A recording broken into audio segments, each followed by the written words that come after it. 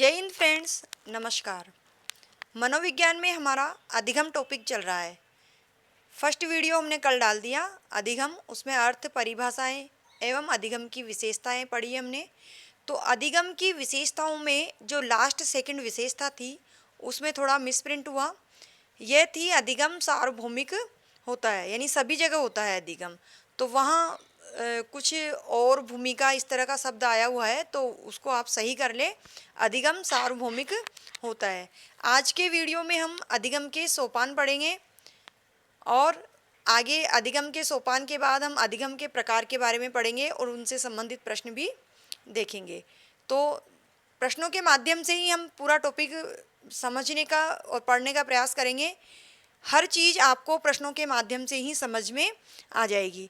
प्रश्नों से रिवीजन भी हो जाता है और प्रश्नों से ही समझ में भी आ जाता है, क्योंकि हमने प्रश्नों का क्रम उसी तरह से वीडियो में बनाया है, जमाया है, ताकि आपको चीज़ें समझ में आती भी रहे और प्रश्नों का भी रिवीजन चलता रहे।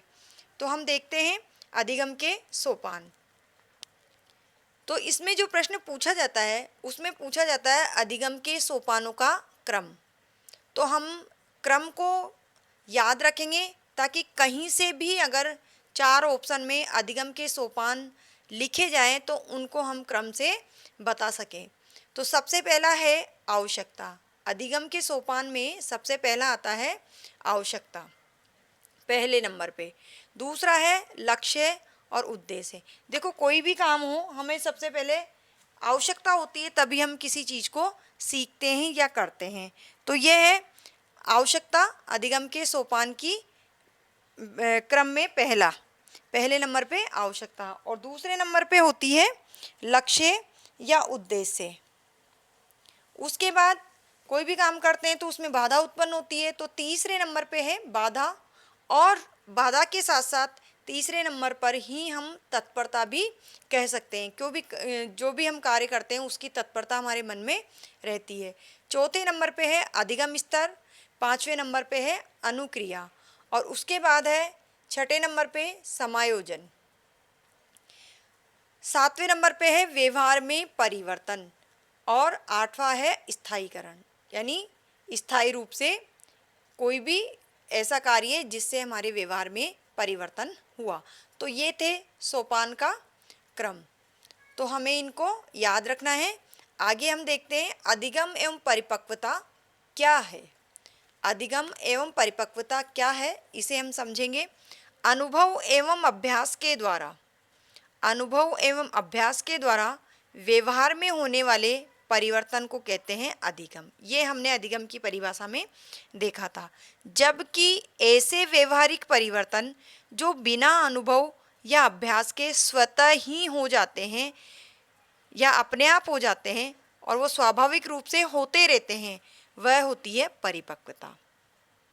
जैसे कि वृद्धि है, मानव ने जन्म लिया, वो शिशु रूप में होता है, धीरे धीरे वो बढ़ता रहता है, उसकी वृद्धि होती रहती है और अंत में वो परिपक्व अवस्था में आ जाता है। तो यह है परिपक्वता। जबकि व्यक्ति समाज में रहकर, परिवार में रहकर, विद्यालय में रहकर, वो जहाँ भी रहता है, जिस भी वातावरण में रहता है, वहाँ के उसे अनुभव प्राप्त होते हैं, और इस प्रकार के अभ्यास के द्वारा उसके व्यवहार में जो परिवर्तन आता है वह कहलाता है अधिगम। क्योंकि वो जहाँ रहता है वहाँ से वो कुछ सीखता रहता है, और अगर सीखने के बाद वह उसके जीवन में स्थायी रूप से व्यवहार में उसके परिवर्तन आता है तो वही अधिगम कहलाता है। तो यहाँ हमने दोनों चीज़ों को अच्छी तरह समझा, और इसके साथ ही इनसे संबंधित जो भी प्रश्न बनेंगे उन्हें हमें सॉल्व करने में आसानी रहेगी, क्योंकि हमें पता है अधिगम क्या होता है और परिपक्वता क्या होती है। आगे देखते हैं अधिगम एवं परिपक्वता में अंतर। अधिगम एवं परिपक्वता में क्या अंतर है, हम इनको देख लेते हैं। परिपक्वता और अधिगम हमने दोनों एक साथ लिखे हैं, तो दोनों को हम देखते हैं इनमें क्या अंतर है सभी में। सबसे पहला है स्वतः होने वाले परिवर्तन। जो परिपक्वता है वह स्वतः ही चलती है, यानी जैसा अभी बताया मानव शरीर है, स्वतः ही बढ़ता रहता है, वृद्धि होती रहती है और वो एक दिन परिपक्व अवस्था में आ जाता है। तो परिपक्वता स्वतः होने वाले परिवर्तन है, जबकि जो अधिगम है वो अनुभव एवं अभ्यास के द्वारा परिवर्तन उसमें आते हैं। अगला है, सबसे पहले हमने देखा परिपक्वता को, तो यहाँ हमें ध्यान रखना है कि जो पहले नंबर पे हम पढ़ेंगे वो परिपक्वता के बारे में है और उसके बाद हम अधिगम के बारे में पढ़ेंगे। जो परिपक्वता है वो अचेतन मन द्वारा उसमें परिवर्तन आते हैं, जबकि अधिगम में चेतन मन द्वारा परिवर्तन आते हैं। यानी व्यक्ति जो भी सीखता है वो चेतन मन से सीखता है, और जो परिवर्तन होते हैं वो स्वतः होते हैं, वह होते हैं परिपक्वता में। यानी अचेतन मन से के द्वारा जो परिवर्तन आते हैं वह परिपक्वता में होते हैं। सभी में लगभग समान रूप से परिवर्तन होते हैं। जो परिपक्वता है उसमें लगभग सभी में समान रूप से समान समय के अनुसार परिवर्तन होते हैं, जबकि अधिगम सभी में अलग अलग तरीके से होता है, क्योंकि व्यक्ति अलग अलग वातावरण में रहता है तो उसका प्रभाव उसके ऊपर पड़ता है। उसकी बुद्धि उस वातावरण में कितना स्वीकार कर रही है, कितना सीख रही है, इस तरह वह अलग अलग उसमें परिवर्तन पाया जाता है। निश्चित समय तक चलने वाली प्रक्रिया, जो परिपक्वता है वो एक निश्चित समय तक चलती है और निश्चित समय में परिपक्व अवस्था में आ जाता है। मनुष्य निश्चित समय में परिपक्व अवस्था में आ जाता है, जबकि अधिगम जन्म से लेकर मृत्यु पर्यंत सीखता रहता है, इसलिए ये मृत्यु पर्यंत चलने वाली प्रक्रिया है। जैसा हमने वृद्धि और विकास में देखा, यानी यहाँ भी इन सबका वृद्धि, विकास, अधिगम, परिपक्वता, इन सबसे में संबंध होता है। अगला है परिपक्वता वृद्धि के परिणाम स्वरूप आती है। वृद्धि के परिणाम स्वरूप क्या आती है? परिपक्वता। जैसे जैसे वृद्धि होती जाती है मानव में एक दिन परिपक्वता आ जाती है, जबकि हम अधिगम में देखें तो अधिगम के परिणाम स्वरूप विकास होता है। जो विकास होता है वो जीवन पर्यंत चलता है, और जैसे जैसे व्यक्ति अधिगम करता है, सीखता है, उसके व्यवहार में परिवर्तन आता जाता है, उसके परिणाम स्वरूप उसका विकास होता है। अगला है, जो परिपक्वता है वह जन्मजात एवं आनुवांशिक कारकों से प्रभावित होती है। परिपक्वता होती है प्रभावित, क्योंकि कई बार कहते हैं ना ये इसके माँ जैसी है, पिता जैसी है, तो आनुवांशिक कारण और जन्म जहाँ जन्म हुआ है वहाँ की भौगोलिक परिस्थितियाँ भी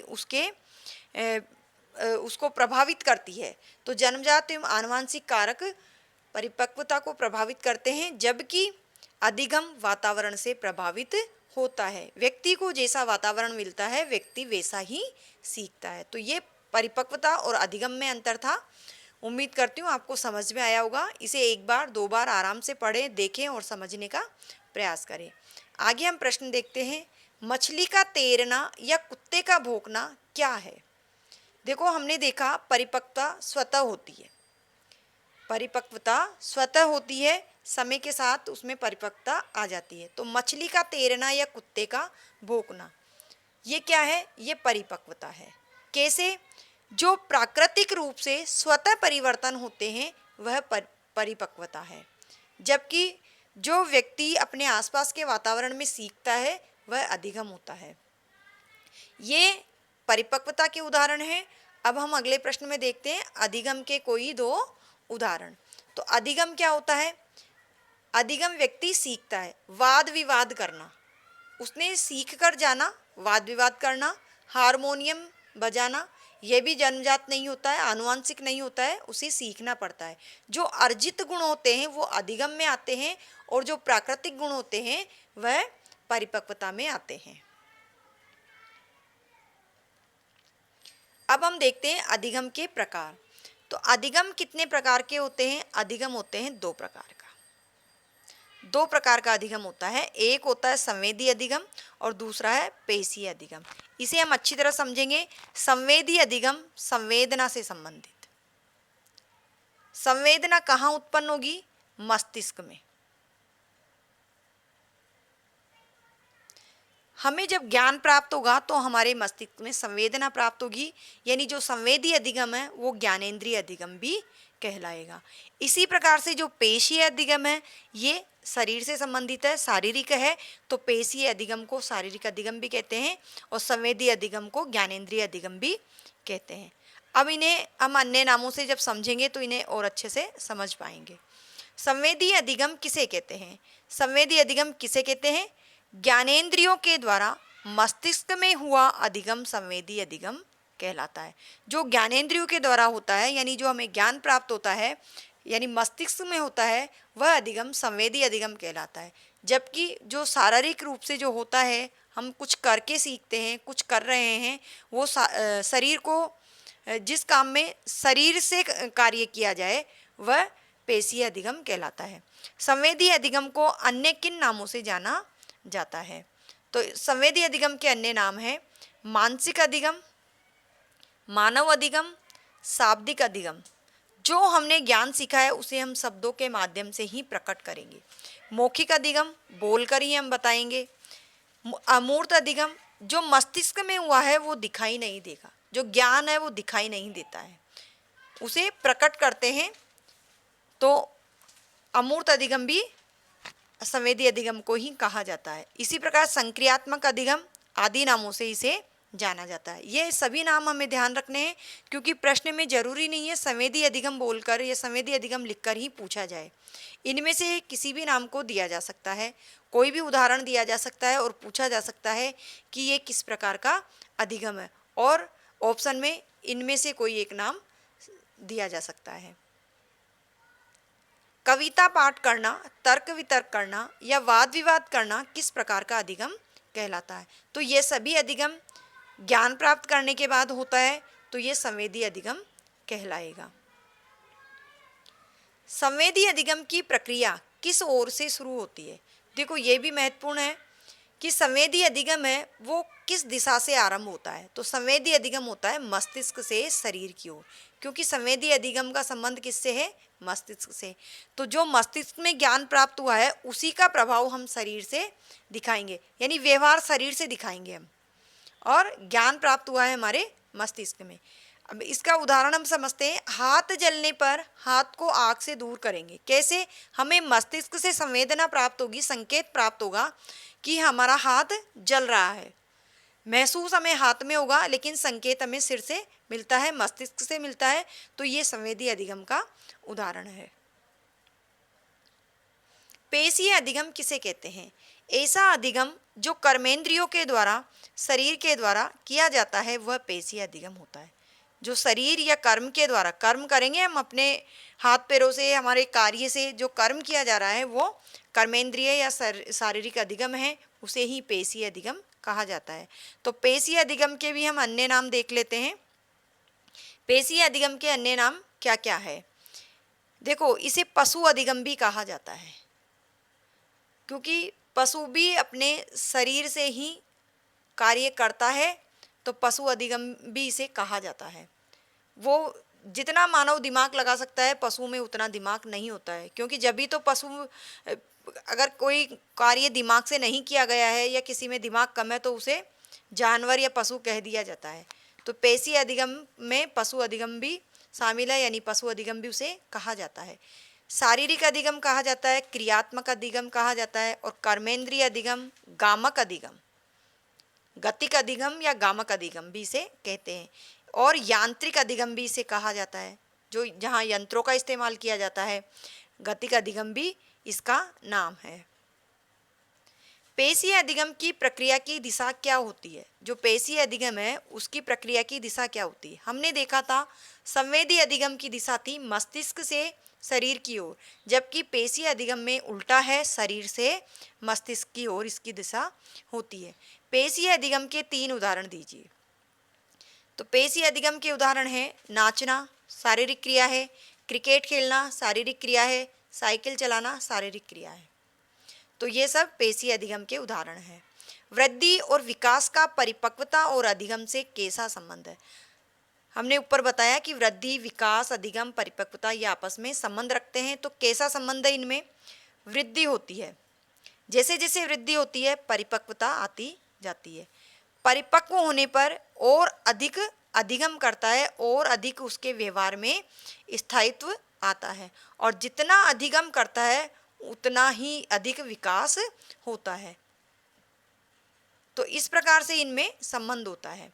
जो वृद्धि है वो अचेतन मन के द्वारा होती है और अधिगम है वो चेतन मन के द्वारा होता है, और विकास है वो चेतन और अचेतन दोनों मन के द्वारा होता है।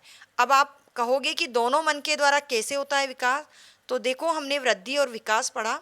वृद्धि यानी अभिवृद्धि, शरीर की अभिवृद्धि वो शारीरिक अभिवृद्धि है, और विकास में शारीरिक, मानसिक, सामाजिक और संवेदी कुछ भी मान लो, ये सारे विकास में हम मतलब विकास में सभी प्रकार का विकास शामिल होता है, जबकि वृद्धि में केवल शारीरिक विकास शामिल है। तो शारीरिक विकास अचेतन रूप से यानी स्वतः ही परिवर्तन होता जाता है, जबकि विकास में दोनों को शामिल किया है, क्योंकि इसमें अभिवृद्धि और जो चेतन मन से सीखा जाता है, सामाजिक विकास होता है, सांवेगिक विकास होता है, वो सभी विकास, मानसिक विकास वगैरह सभी विकास में शामिल है। अगर वीडियो पसंद आया हो तो प्लीज़ वीडियो को लाइक करें, अपने दोस्तों को भी शेयर करें और चैनल को सब्सक्राइब करें। इसी तरह से आपके मनोविज्ञान के टॉपिक डाले जाएंगे, हर एक टॉपिक को अच्छे से समझाया जाएगा और उनके प्रश्न डाले जाएंगे। तो प्रश्नों के माध्यम से ही आपका सारा सिलेबस कवर हो जाएगा, तो वीडियो को आप देखते रहिए।